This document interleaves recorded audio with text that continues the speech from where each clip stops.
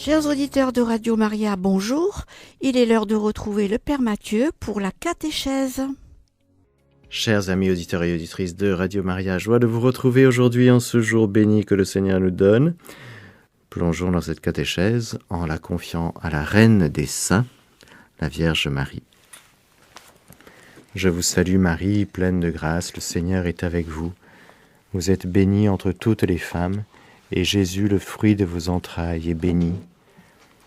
Sainte Marie, Mère de Dieu, priez pour nous pauvres pécheurs, maintenant et à l'heure de notre mort. Amen. Oh là là, frères et sœurs, il y a beaucoup de paroles de Jésus pour nous aujourd'hui, qui sont très importantes. Il y a tout d'abord les tout-petits. On présentait à Jésus les tout-petits pour qu'il les touchât, ce que voyant les disciples le rabrouaient, mais Jésus appela à lui ses enfants en disant « Laissez les petits enfants venir à moi, ne les empêchez pas, car c'est à leur pareil qu'appartient le royaume de Dieu. » En vérité, je vous le dis, quiconque n'accueille pas le royaume de Dieu en petit enfant n'y entrera pas. Frères et sœurs, il nous faut retrouver et vivre avec un cœur d'enfant. Le cœur d'enfant par excellence, c'est le cœur du Christ. Il est l'enfant bien-aimé du Père, innocent, pur, obéissant, qui n'est qu'amour. L'enfant Jésus, roi d'amour. Voilà ce que Jésus nous révèle, c'est une révélation. Et c'est un enseignement très important pour que nous puissions vivre du royaume de Dieu ici-bas sur cette terre, nous emparer du royaume, et que ce royaume de Dieu, c'est-à-dire, on va voir, mais cette vie de Dieu, et avec les mœurs de Dieu, les mœurs de Dieu, la vie de Dieu, la manière de vivre de Dieu, ce soit de plus en plus la nôtre. Comment tu accèdes? Un cœur d'enfant. Le cœur d'enfant, un enfant, il accueille ce que ses parents lui disent. Il n'a pas toute son expérience de vie pour dire quoi que ce soit, pour faire une objection, votre honneur. Non. Il y va. Il se laisse faire, il se laisse enseigner. Il est doux, docile, comme un agneau. C'est le cœur du Christ. Mais attention, pas n'importe quelle docilité, une docilité mue par l'Esprit Saint. Car Nicodème aussi avait cette question devant Jésus qui commençait à se faire remarquer, faire des miracles. Et Nicodème, qui est un pharisien, qui fait partie de ces notables et de ces gens qui connaissent l'Écriture, lui, il sait justement mettre son savoir, sa science, sa sagesse acquise au deuxième plan, pour laisser son cœur d'enfant se laisser enseigner. C'est très grand, un enseignant qui se laisse enseigner. Un maître, tu es maître en Israël, et tu ne connais pas ces choses, Nicodème, je vais te dire, si tu ne nais pas d'eau et d'esprit, tu ne peux pas entrer dans le royaume de Dieu. Si tu ne nais pas d'en haut, tu ne peux pas entrer dans le royaume de Dieu ni le voir. Ce n'est pas possible. C'est caché aux cérébraux. Alors il faut être très lucide, frères et sœurs, sur chacun de nous. Si on est cérébraux, c'est un handicap.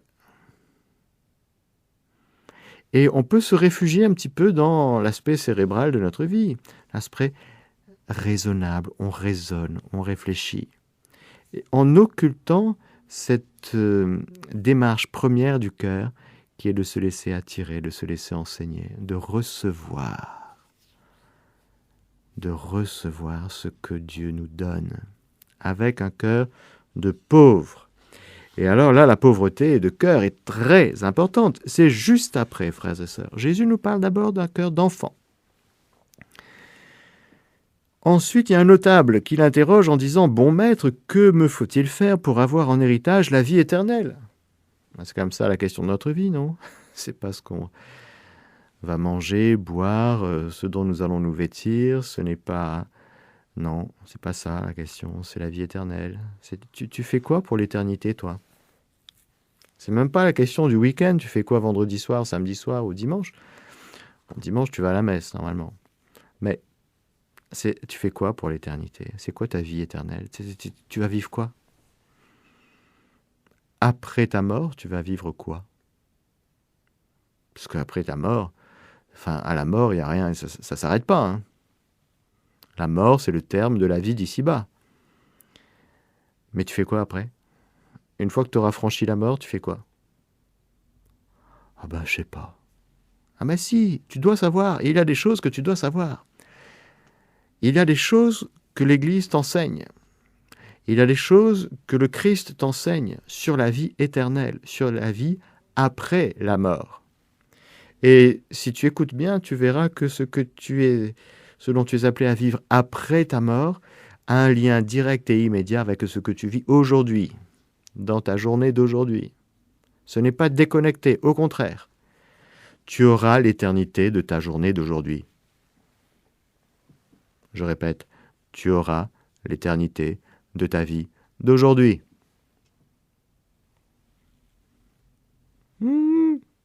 Un notable l'interrogea en disant « Bon maître, que me faut-il faire pour avoir en héritage la vie éternelle ?» Jésus lui dit « Pourquoi m'appelles-tu bon? Nul n'est bon que Dieu seul. Tu connais les commandements. Ne commets pas d'adultère, ne tue pas, ne vole pas, ne porte pas de faux témoignages, honore ton père et ta mère. » Tu connais tout ça? Tout cela, dit-il, je l'ai observé dès ma jeunesse. Alors on pourrait s'arrêter là et dire, mais ce notable, il est quand même fantastique. Il est merveilleux. C'est un bon gars, vraiment. Il est extraordinaire. Il ne commet pas d'adultère. Bravo! Il ne tue pas, mais excellent! Canonisons-le! Il ne vole pas, merveilleux! Allez, 10 sur 10, 20 sur 20. Il ne porte même pas de faux témoignages. Bravo! Parce que en ce moment, les faux témoignages, ça pullule. On est dans une ère de mensonges. Ben oui. Ah, bravo, bravo, il ne porte pas de faux témoignages. Chapeau! Honore ton père et ta mère, extraordinaire dans ce siècle qui abandonne les vieux, hein, si facilement, dans ce siècle où on veut euthanasier les personnes âgées, inutiles. Ben bravo, me dit, honore ton père et ta mère, bravo. Allez, au ciel tout de suite. Au ciel tout de suite, frères et sœurs, qu'est-ce qu'on fait? On le canonise? Il y a des émissions télé, vous savez, ils donnent des notes, là. Des émissions de télévision. Voilà, encore une perte de temps, d'énergie, et qui ne sont... Il faut faire attention, frères et sœurs, vous savez, à notre quotidien. C'est quand même... Est-ce que c'est en rapport avec la vie éternelle?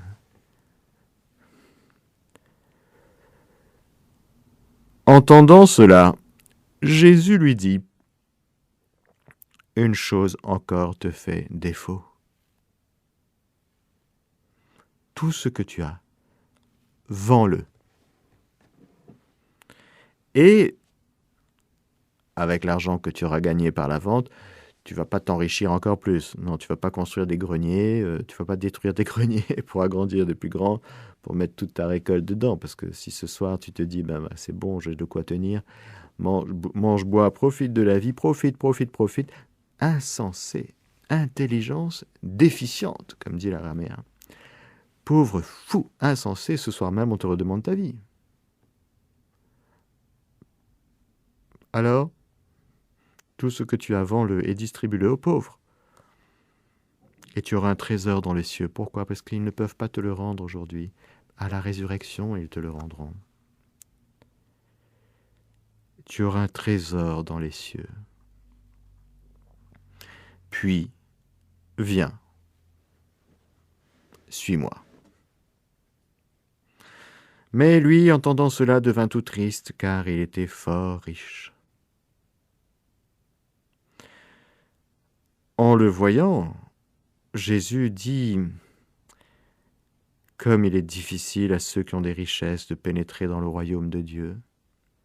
Oui, il est plus facile à un chameau de passer par un trou d'aiguille qu'à un riche d'entrer dans le royaume de Dieu. » Ceux qui entendaient dire « Et qui peut être sauvé ?» Il dit « Ce qui est impossible pour les hommes est possible pour Dieu. » Attendez, c'est pas fini. C'est pas fini. Pierre dit alors, « Voici que nous, laissant nos biens, nous t'avons suivi. »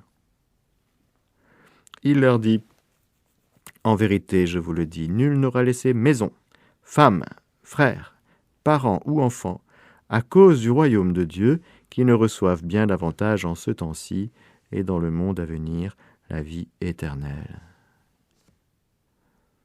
Et oui, et dans un autre passage, on a tout au centuple, sauf les femmes. Il n'y a pas 70 vierges qui nous attendent dans un paradis. Non, ça n'existe pas, ça. Ça, c'est une abomination aux pauvres femmes réduites à servir d'esclavage, d'esclaves sexuels pour des hommes qui peuvent coucher avec elles comme ça. Mais c'est pas le ciel, ça. C'est pas le paradis, ça. C'est quoi? C'est une abomination de la désolation. C'est un mensonge. C'est un déshonneur pour les femmes et pour les hommes aussi. On vaut plus que ça, vous savez. Le paradis n'est pas comment on appelle ça? Un monde où tout le monde va casser convoitise charnelle. Mais c'est quoi cette histoire? C'est quoi cette invention? C'est une invention humaine, ça n'a rien à voir avec la révélation de Dieu. Dieu nous révèle son paradis. Il nous dit pour entrer, il faut que tu sois pauvre de cœur. Ce que tu as, vends-le, donne-le aux pauvres, et puis viens. Il y a un détachement pour s'attacher à Jésus, pour que Jésus vienne à Jésus, et puis suis-moi. Pour que Jésus passe avant tout, avant nos biens matériels, parce qu'il y a des gens qui sont vraiment attachés à leurs biens matériels plus qu'à Jésus. Oui. Et leur espace mental est occupé, si vous voulez, par leur prochaine voiture ou leurs prochaines acquisitions. Ça occupe un espace, une énergie, un temps que Jésus n'occupe pas. Il n'est pas premier. Alors il faut que tu quittes ça. Il faut que tu te détaches vraiment pour que tu puisses donner à Jésus la possibilité de prendre la place qui lui est due d'une part en justice, mais qu'il ne peut pas prendre si tu ne lui dis pas de venir. Si tu ne lui dis pas « Viens dans ma vie », Jésus vient prendre la première place dans ma vie, et non seulement la première, mais toute la place. Avant mes biens matériels, avant mon conjoint, avant mes enfants, avant tout. Et pour les prêtres, on dirait avant mon ministère, mon créneau apostolique. Ou que sais-je, parce que frères et sœurs, on est fait malheureusement de telle manière que nous sommes faits pour le bien, mais le péché a fait qu'on s'agrippe. On s'agrippe au bien. Et comme il est difficile pour un riche, à ceux qui ont des richesses, de pénétrer dans le royaume de Dieu, parce que ça demande un immense détachement. La pauvreté de cœur, bienheureux les pauvres de cœur, le royaume des cieux est à eux. Voilà, c'est une introduction pour vous dire que, frères et sœurs, la vie éternelle, que dois-je faire pour avoir la vie éternelle? Alors il faut que tu viennes. C'est beau de voir que dans les personnes qui demandent le baptême, là, il y a un petit retour, il y a une petite vague positive. Au milieu du chaos, c'est la personne de Jésus qui attire. Le cœur du Christ, le Sacré-Cœur, exerce une attraction. Ah oui, on le voit dans ce film documentaire qui est très très bien placé dans les films qui sont regardés en ce moment. Pourquoi? Parce que le Christ attire. C'est vrai. Encore aujourd'hui, Dieu merci, il attire. À ceux qui se laissent attirer, sans tout comprendre, sans tout savoir, chacun de nous, nous avons un cœur capable d'être attiré, de se laisser attirer, puis de choisir, de poser des choix, de prendre des décisions. De prendre des décisions, de dire, moi, c'est quand même Jésus qui est plus important dans ma vie. Je préfère, par exemple, je préfère Jésus et son enseignement plutôt que le péché. Je renonce donc au concubinage. Je renonce donc, quand on est jeune, à sortir, à coucher avant le mariage. Ah, il est vieux jeu, le Père Mathieu. Non, pas vieux jeu, non. Je veux le bien. Je veux la sainteté. Alors, la vie éternelle, frères et sœurs, c'est la vie de Dieu. La vie de Dieu, qui est en Dieu, nous est offerte par le Christ. Tu veux la vie éternelle? Tu sais pas trop ce que c'est normal. Toi, tu sais ce que c'est manger, boire, faire du sport, aller au cinéma, avoir des amis, avoir des loisirs, avoir une famille, éduquer les enfants, etc., etc. C'est très bien. Très bien de connaître ces choses. Mais tu as bien compris que dans ton cœur, tu as une soif de connaître plus. Tu as un désir qui te pousse vers plus haut, vers plus grand. Quelque chose qui te dépasse. Quand on est dépassé, on peut avancer. Quand on n'est pas dépassé, frères et sœurs, quand on gère ses biens, quand on gère sa vie, quand on gère tout, on n'est pas dépassé. On fait ce qu'il faut faire, mais on n'est pas dépassé. Dieu nous fait nous dépasser toujours. C'est normal. Dieu est Dieu et nous sommes des créatures. Il y a une disproportion telle entre le Créateur et la créature. Qu'y a-t-il entre toi et moi, femme? Quoi entre toi et moi? Il y a un abîme entre le Créateur et la créature. Qui va faire franchir cet abîme? C'est Jésus, l'humanité sainte de Jésus. Et Jésus seul. Tu veux avoir la vie éternelle, c'est bien, parce que c'est Dieu lui-même qui met ce désir en nous. Mais je vais te montrer que pour que tu puisses avoir accès à tes grandes soifs, il faut que tu m'accueilles, moi, Jésus. Qui m'accueille, accueille celui qui m'a envoyé. Alors, c'est très clair, frères et sœurs, cette vie éternelle, comme nous dit saint Jean dans sa première lettre, qui était tournée vers le Père qui nous est apparu, c'est lui, le Verbe fait chair. Quiconque nie le Fils ne possède pas non plus le Père. Qui confesse le Fils possède aussi le Père. Pour vous que ce que vous avez entendu dès le début demeure en vous.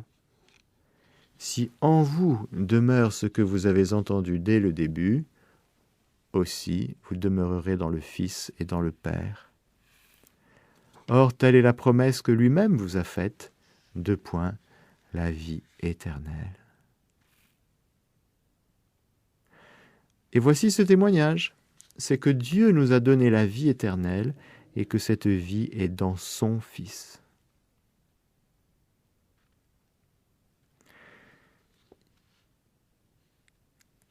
Il n'y a pas de vie éternelle en dehors de Jésus. C'est ça qu'il faut bien comprendre. Il n'y a pas d'autre chemin pour accéder au ciel que celui de Jésus. Je suis le chemin, la vérité, la vie. Si Jésus avait dit « je suis », c'est impossible, mais imaginons « je suis un chemin parmi tant d'autres ».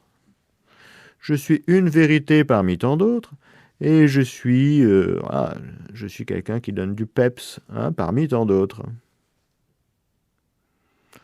Eh bien, on serait dans le relativisme, et il n'y aurait tout simplement pas d'église et pas de missionnaire, parce que évangéliser pour dire quoi? Évangéliser pour dire quoi si Jésus n'est pas le chemin, la vérité, la vie? C'est extraordinaire, frères et sœurs. C'est donc non pas un bouquin que le Seigneur nous donne, un bouquin super qu'on appellerait le Nouveau Testament. Vous avez lu l'Ancien, et voilà, Dieu nous donne un Nouveau Testament. Lisez, vous allez voir. Non. Vous scrutez les Écritures en pensant avoir la vie en elles, mais vous ne venez pas à moi.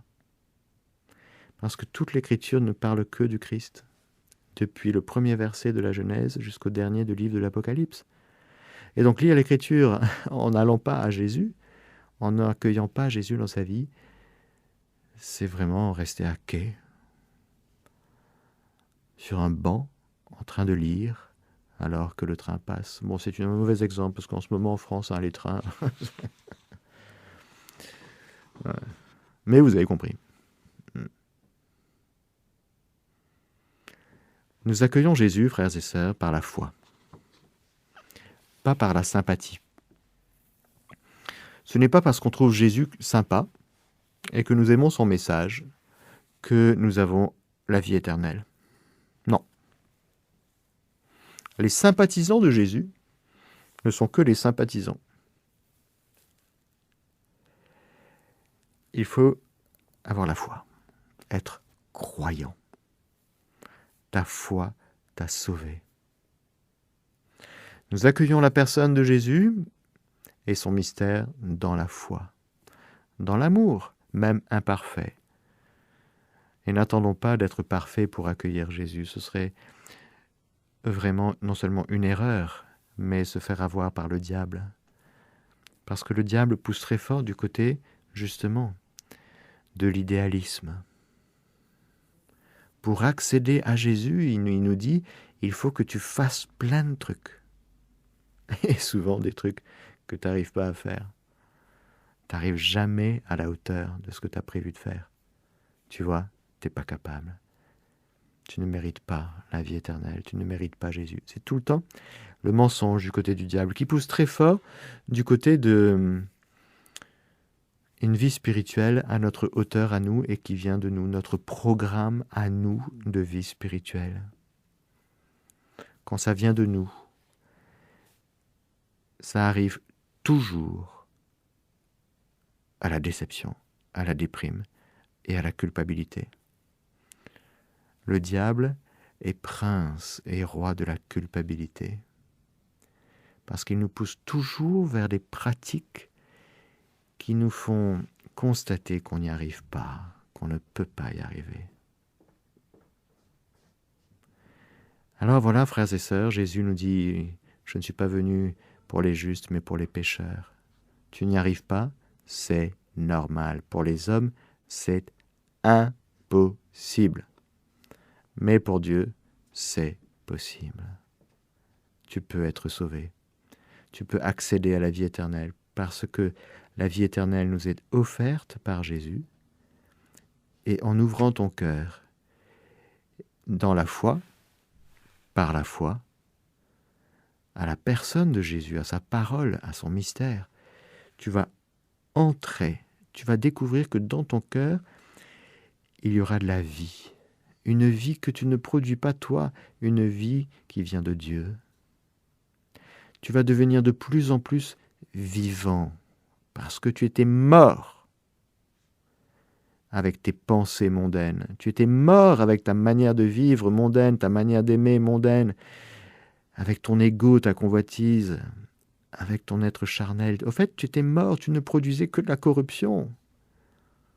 Peut-être même que tu ne t'en rendais pas compte. Ah, tu avais quelques tristesses, alors tu t'es dit, c'est normal. C'est la vie est dure et c'est normal d'être triste. Non. C'est normal de déprimer. Non. Quand tu goûtes à Jésus, quand tu l'accueilles, tu entres dans la vie éternelle, la vie de Dieu. En Dieu, point de tristesse. En Dieu, point de ténèbres.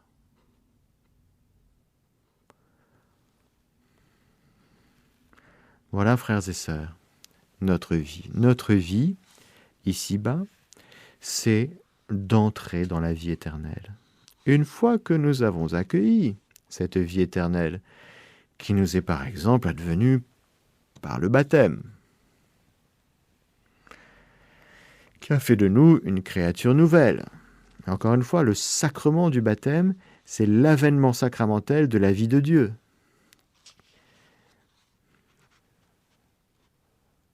Une fois reçue cette vie de Dieu en nous, il nous faudra donner à Dieu la possibilité de la faire grandir, avec notre consentement, avec nos choix du quotidien.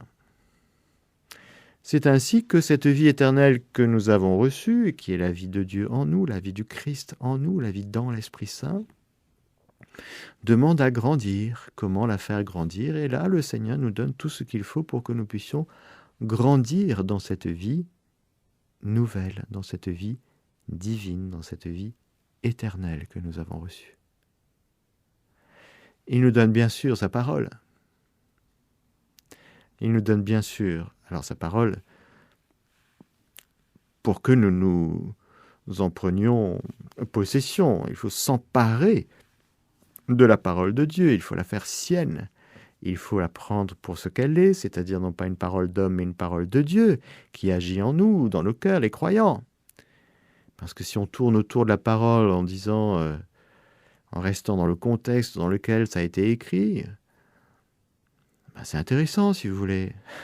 Mais à un moment donné, il faudra prendre l'écriture pour ce qu'elle est vraiment, c'est-à-dire une parole de Dieu vivante et efficace. Et non seulement la prendre comme telle, mais la prendre vitalement dans notre vie. La parole de Dieu est vie. Ce ne sont pas des concepts nouveaux. Non. Il faut prendre la parole, il faut manger la parole, il faut lui permettre de désenvelopper toute cette puissance de vie qu'elle a en elle. Quand, par exemple, je prends un exemple, quand le Seigneur nous dit « ne crains pas » et qu'on est en train encore d'avoir la trouille pour tout, ce n'est pas normal.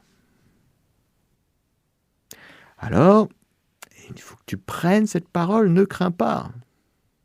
Il faut que tu la manges, il faut que tu la pratiques et que tu décides que désormais, toi, chrétien, fils de Dieu, tu n'as plus peur de rien.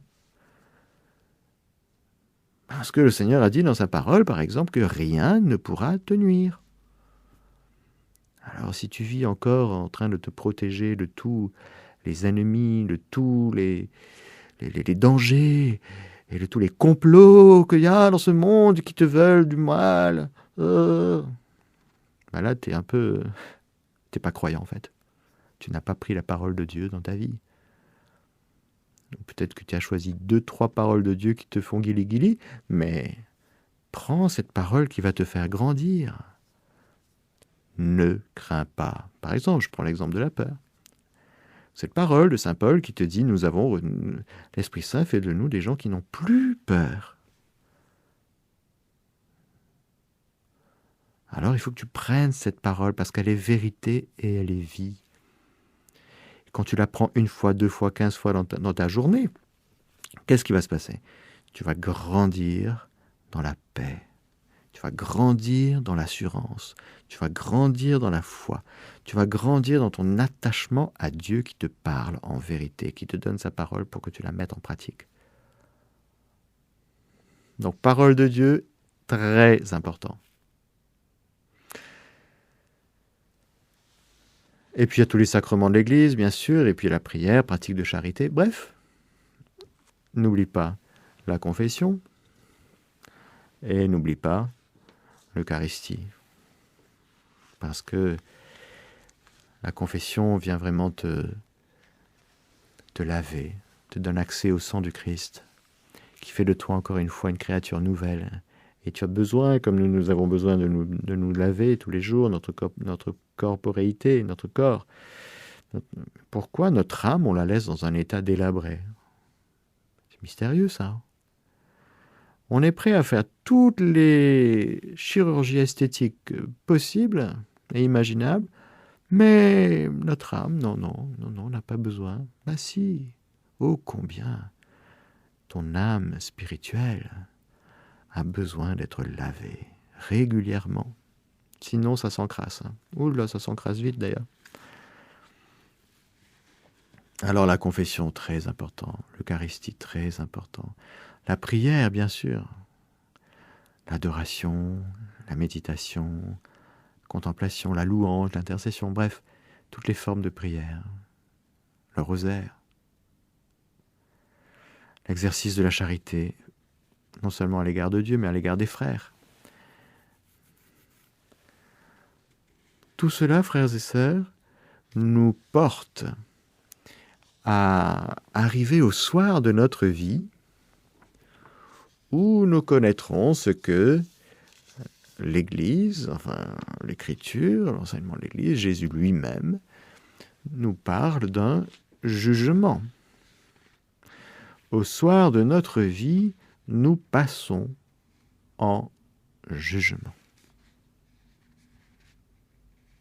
Alors là, s'il y a un examen qu'on doit réussir dans sa vie, c'est celui-là.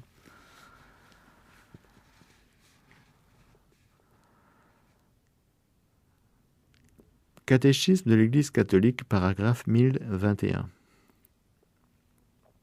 La mort met fin à la vie de l'homme, comme temps ouvert à l'accueil ou au rejet de la grâce divine manifestée dans le Christ. Le Nouveau Testament parle du jugement principalement dans la perspective de la rencontre finale avec le Christ dans son second avènement. Mais il affirme aussi, à plusieurs reprises, la rétribution immédiate après la mort de chacun en fonction de ses œuvres et de sa foi.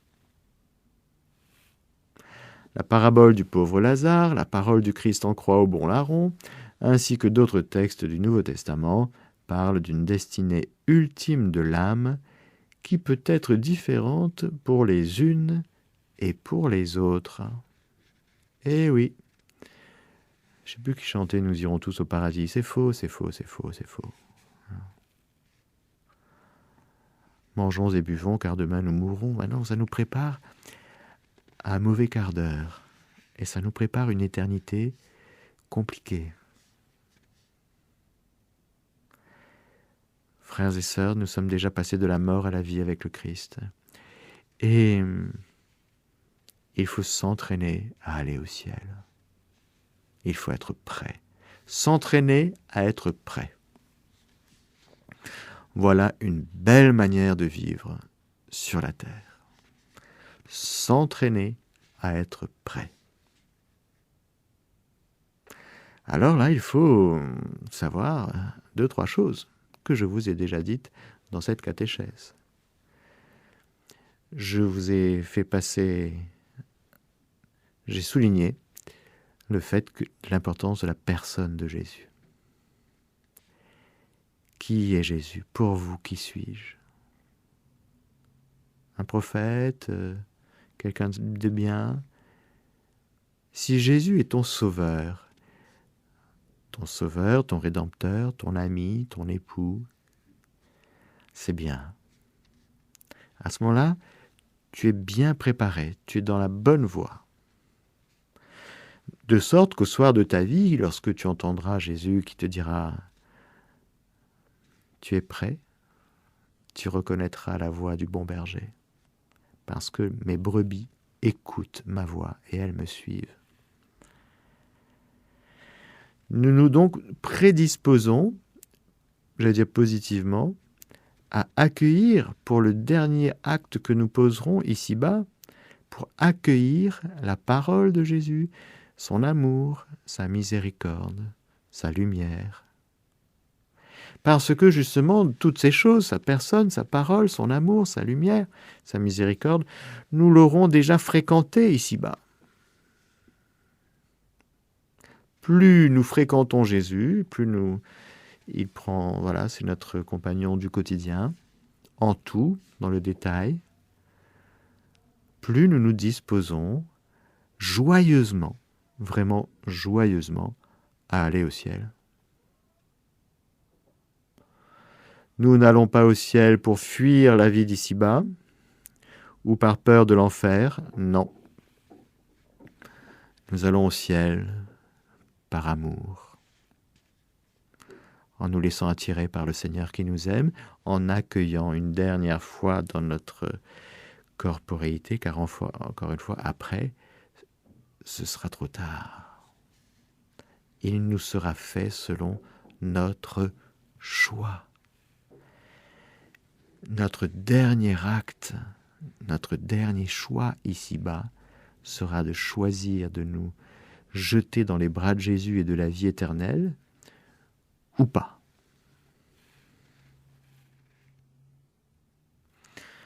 Chaque homme reçoit dans son âme immortelle sa rétribution éternelle dès sa mort en un jugement particulier qui réfère sa vie au Christ, soit pour entrer immédiatement dans la béatitude du ciel,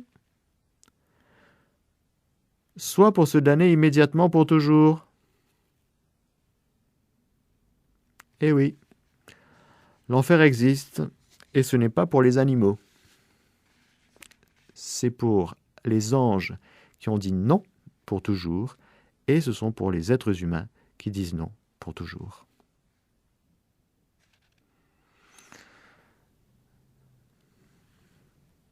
Frères et sœurs, nous parlerons une autre fois du purgatoire, mais aujourd'hui, je voulais nous redire que nous sommes faits pour le ciel, que ce ciel est accessible. Pourquoi ? Parce que le ciel a été ouvert par Jésus-Christ, par sa mort et sa résurrection, et par son ascension. Et qu'en nous donnant son esprit, nous pouvons d'ores et déjà être amis de Dieu, en vérité. Certains d'entre nous, nous pouvons dire en vérité, j'aime Jésus pour de vrai, je suis son ami. Certes imparfait, mais revenons à Jésus plutôt que de passer 15 heures à regarder nos imperfections. Oui, non seulement Jésus nous aime, mais nous pouvons dire en vérité que nous aimons Jésus et qu'il est notre vie. Le ciel consistera à vivre avec lui et avec tous ceux et celles qui seront là, c'est-à-dire les saints.